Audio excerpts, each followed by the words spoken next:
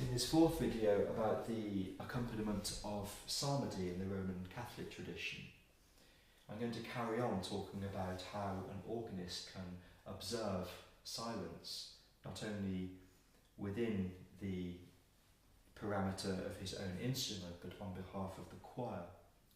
We've talked about the observance of silence regarding the median pause, keeping its integrity.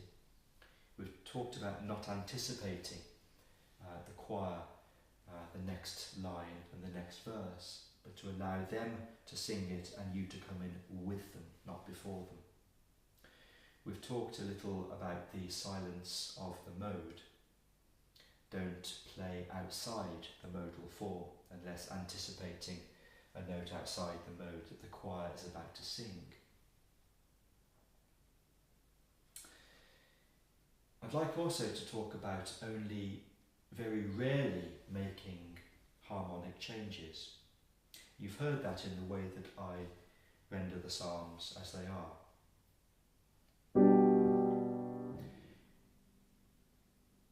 His works are justice and truth. His precepts are all of them sure, standing firm forever and ever. They are made in uprightness of truth. It's being very gentle with the harmony and not moving overtly, not moving completely unnecessarily. Another way of observing silence is to give as short an introduction as possible for the cantor or for the invitator. Now, of course, a choir in a monastery isn't built up of professional musicians or even active or specifically interested musicians. It is, like any good community, a microcosm of the world. And there are those people in there who would believe themselves to be tone deaf, and there are also those in the choir who think themselves particularly good musicians, and everyone in between. So you will get invitators who need more help, more assistance. But you need to try and give as quiet an introduction as possible to an invitation. An invitatory, I should say, or to an antiphon. So, for example, you would want to, for the beginning of the "O God, come to my aid," you wouldn't go, "O God, come to my aid, Lord, make haste to help me." It's a dreadfully percussive sound, and of course more so an explosive sound. So you want to get away from all of that, just very gentle. O God, come to my aid, Lord, make haste to help me, etc. And also when you're going to maybe intone the beginning of a hymn,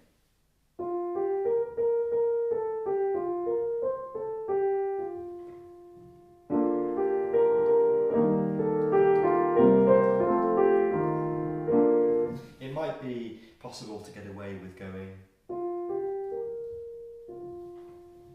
and then give the chord and then the cantor will come in. But you don't want to make a song and dance of it, basically. You don't want to give that intonation on louder stops, for example, or on the same one, nice and quiet. What's important about that is that if you give a very quiet introduction, then it almost forces the choir to listen. It forces them into a posture of listening. And that's quite an important little gambit to use. So no explosive sounds, very gentle. The other one, of course, is registration, these stops that you use. We will talk about registration in another video when I'll sit at an organ. But generally, a guideline at this stage is to use very gentle, quiet sounds. I advocate at the organ a Cistercian and a voix celeste, that lovely, slightly undulating sound between the two differently tuned stops gives a shimmering quality and I think it very well complements the shimmering quality in the singing voice. And you can have a very quiet board on 16 with the pedal and a swelter pedal. Sometimes when you're accompanying, for example, children, boys or girls, or in a ladies' choir, if you're in a convent, rather than putting an 16-foot flute in the pedal, you can put an 8-foot flute in the pedal.